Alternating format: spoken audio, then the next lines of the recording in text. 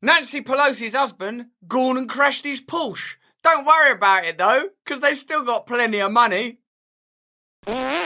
Hello there, you 5.6 million awakening wonders. I'm so grateful that you are here with us as we continue to voyage together towards light, recognising the nuances and complexities of everyday culture. The fact that we live in a landscape that tries to intoxicate us with delirium, distraction and downright lies. And you might think that today's story about Paul Pelosi crashing his Porsche, I think while under the influence of booze, is a sort of a tabloid distraction, mindless pap, tittle-tattle. And in a way, you're totally right.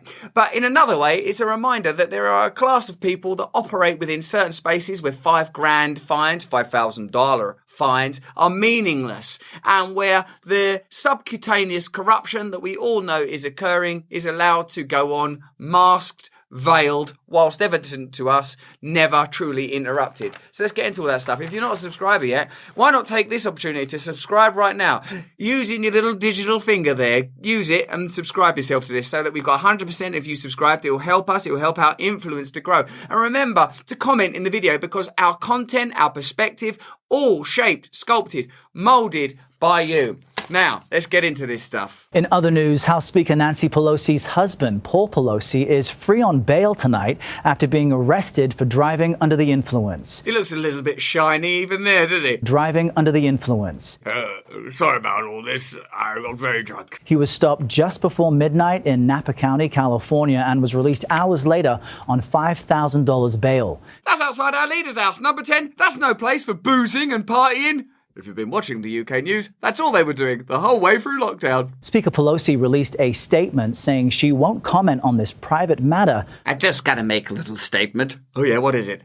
I don't have a statement. That occurred, she says in her statement, while she was on the East Coast. So let's read the news so as we can understand it better and see if it's somehow relevant to the evident, obvious, deeply entrenched corruption that dominates your life right now. How is it controlled by this bloke whizzing about in a Porsche and banging it up and his missus owning stocks in companies that they are supposed to regulate? How does that affect you, your reality? Because if it doesn't, what's the point in watching this video? There is a point. Stay to the end. Comment. You'll love it. Nancy Pelosi's husband has been arrested in Napa on suspicion of driving under the influence after he was involved in a crash on Saturday. Now, a lot of you dislike Nancy Pelosi intensely, don't you? Because I suppose, does she seem somehow to be representative of the hypocrisy of the Democrat Party? And during the tenure of Donald Trump, wasn't she one of the sort of shrill voices of condemnation saying, oh, Trump, this is the worst thing that's ever happened. He's corrupt, he's corrupt, he's corrupt. Meanwhile, she owns a bunch of stocks and he owns a bunch of stocks in companies that they regulate, in particular big tech firms. And if there's nothing wrong with that, if we accept that that's the culture, like she said that time when she was asked about it, nothing wrong with it, it's just the way it is. If that's the way you are, then what are you aspiring to? How can simultaneously it be true that it doesn't matter that people in positions of privilege and power that have access to information that ordinary people don't have access to? Remember, there's that app where you can track Pelosi trades in order to improve your own trades. If that's true, then how is it simultaneously true that the Capitol building is a sacred place? And if it's transgressed against, that's wrong. I'm not saying that it's not wrong. Cool, it's wrong to transgress the Capitol building. I get it. The paraphernalia and the symbols of American democracy are important. But if that's true, how is it true that you can own stocks in companies you regulate? And if she does do that. So if that's true, how are we going to hold these two opposing ideas in our mind, even if we've got a cool Indiana Jones hat on? Paul Pelosi, 82, I feel a bit sorry for him now, he's old, sorry about that mate, was booked on 2 counts for the incident in Napa, California shortly before midnight while attempting to cross State Route 29 in his 2021 Porsche. Pelosi was found to have been over the legal blood alcohol limit. He was booked on 2 misdemeanor counts of driving under the influence and driving with a blood alcohol content level of 0.8 or higher. How's that different? That's the same thing, isn't it? Both of them is he's drunk. Arrest him just once. Just arrest him once for the drunk driving and then once for insider trading. Alleged. Pelosi had been at a dinner party hosted by a friend on Saturday night and was driving a short distance home when he crashed. He pulled out onto the highway into the path of a 48-year-old man driving a Jeep in Napa, his arrest report reveals. Photos from the scene obtained by ABC News showed the vehicles crashed into a wooden fence. Neither driver was injured. In a way, it's sort of meaningless and irrelevant, other than it gives us an opportunity to talk about the empty, hollow nature of American representative politics. You're just voting for a set of people that are sort of stock exchange rich millionaires millionaires or billionaires or whatever level they happen to fall at, and they'll probably regulate your country in accordance with their own individual whims, or if that ain't what they're doing, it's a coincidence because those two things do line up rather neatly. You can see that from that tracker. He was arrested for the incident at 10:22 on Saturday. That's 22:22 on a 24-hour clock. Conspiracy, eh? In a statement on Monday, Paul Pelosi's lawyer said Mr. Pelosi was attending a dinner party at the home of friends near Oakville. He left that party at 10:15 on Saturday to drive to his home a short distance away. He was alone in his car. Why are you bringing that up? Why are you mentioning it then? Mr. Pelosi was fully cooperative with the California Highway Patrol officers who arrived a few minutes later. Well, so what? That's the bare minimum you can do when you're an 82-year-old geezer, drunk at the wheel, in charge of a Porsche. Another thing that's worth pointing out is that you can bet your sweet little candy ass if you was arrested drunk driving, whizzing around Napa, banging into fences and such, you wouldn't be having a lawyer making a nice little statement about, well, I did cooperate with the police, I only hit a fence, I only had 0.8 in my blood. You'd be in a serious amount of trouble. Let's see how the consequences roll out for the Pelosis. The couple own a vineyard in Napa. Oh, there you go. That's why they're in Napa. Everything makes sense now. We were just down the old vineyard. When you're down the old vineyard, you get a bunch, give them a little juicy old squeak, off to a dinner party, into the old Porsche. Woohoo! Express yourself, baby. Just a couple of regular Joes. They live life like you live life. Your suffering is their suffering. Your ordinary problems, the energy crisis, not being able to get baby food or whatever it is you're suffering from today, these are the same incidents that you feel down the old Napa Valley vineyard. Oh, it's hell. Down the Napa Valley vineyard. Sometimes I can barely park my Porsche down there. Sometimes I've run over some of my bloody vines. It's hell in that vineyard some days. It's not worth getting up some mornings. In addition to a home in nearby San Francisco, the sprawling estate is one of many the couple owns. If you've got a lot of sprawling estates, acting around a country properly where most people don't have a sprawling estate, I'm not necessarily against wealth. Look at me, I've got this lovely hat. But I do think that if you're in charge of a country and you're always banging on about fairness and justice and equality and everything, don't have so many sprawling estates then. One vineyard owner who lives nearby said the couple often block the road with their convoy of blacked out SUVs. Oh, we're just a couple of regular Joes down the old vineyard in our convoy of blacked out SUV. What going on in your life? Sometimes you get that your convoy of blacked out SUVs can't get enough baby powder in them, can you? Oh, it's hell. It's hell. Oh, fuel prices for the black SUVs. I just run over another fucking vineyard this morning. I can't cope with this pressure. Anyway, black SUVs when they come to town, but they didn't see anything this weekend. That's because he was whizzing around pissed in his Porsche. If you're lucky to see him, zoom, there he went. Just smell the vapour as he passes. Some suggested that Paul might have been attending the Bottle Rocks festivals which Snoop Dogg was playing at this weekend. He's living an unusual life for an 82-year-old man. I feel like my granddad was dead before he was that age, and my abiding memories of his final years as he departed into the wintry netherworlds of the unknowable was not, oh, there he is at a Snoop Doggy Dogg concert.